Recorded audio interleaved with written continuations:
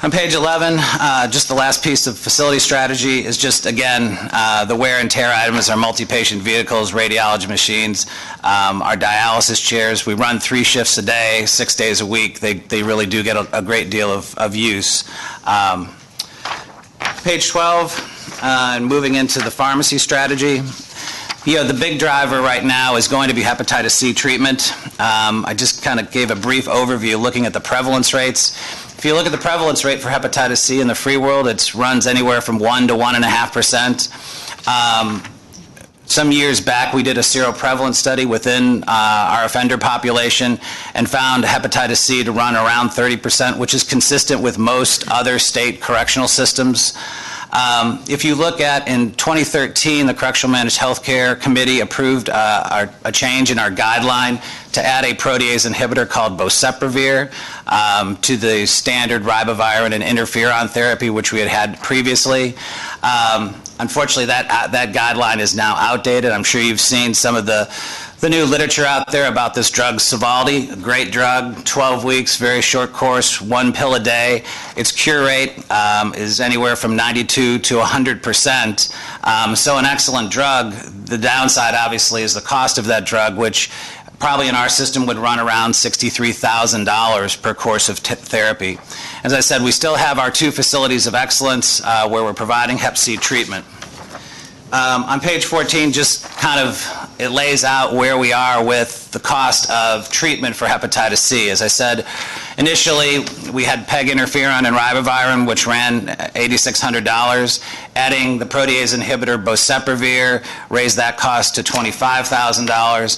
And again, if and down the road we were to move and add Savasvir or Sovaldi, you're looking at around a $63,000 course, all inclusive for that 12 weeks. Hepatitis C treatment continues to evolve rapidly, and I think that's the biggest challenge we all face. Despite looking at these costs right now, there are newer drugs that are going to be out in 6 to 12 to 18 months. Those drugs may not necessarily require the use of PEG interferon and ribavirin, which from a clinical perspective is excellent. The side effect profile changes dramatically for the patients and really improves. But I don't think anyone believes that they will be any less expensive than what you're looking at here, and probably more expensive. So again, not only is Correctional Managed Healthcare challenged with how it approach hepatitis C management, the state and quite frankly the country is, I think, challenged to use these new therapies, which are certainly excellent therapies, but how do you phase them in a responsible way for your patients and for the cost of the system?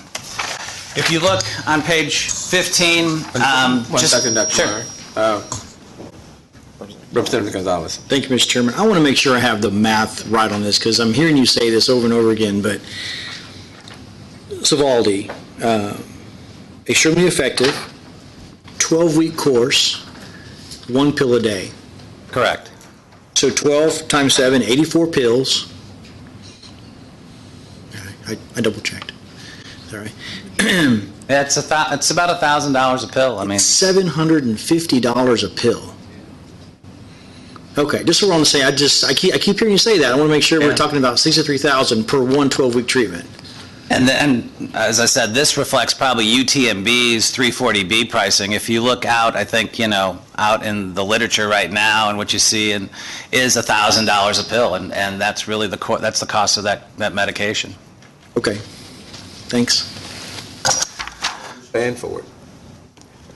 What state? No, not the state. What states are using it? State correctional systems? What state correctional system? Which state is paying that outrageous amount for it?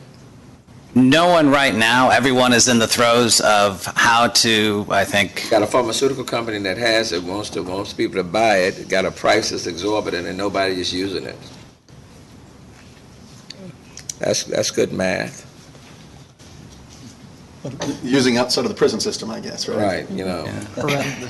They like their price where it is, I guess, right? Right. I mean, is there any state that's using this drug in their penal institutions? It's such a new product, and obviously with such a cost associated with it, I think every state prison system is struggling with how to.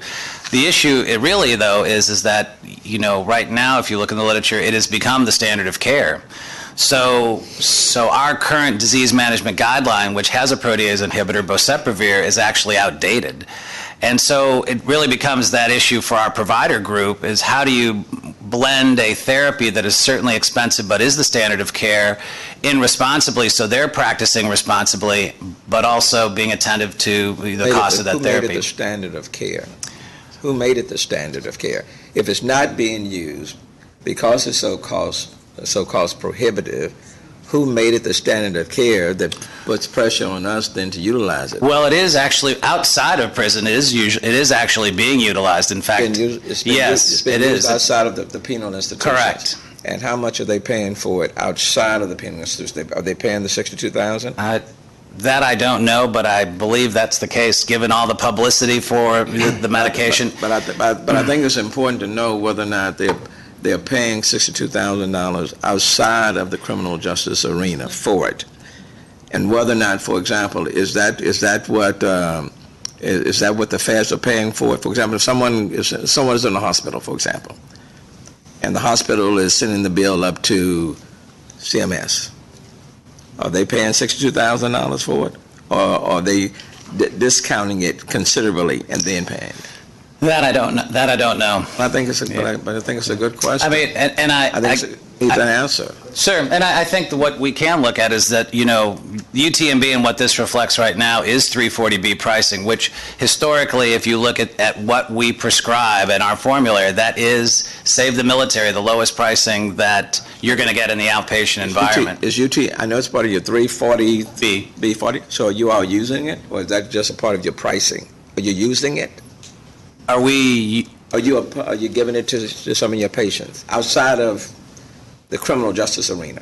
My focus is really obviously just on the correctional environment. I do believe it is being prescribed down at the university to the extent that it's being given to 340B eligible patients. That's something I don't know.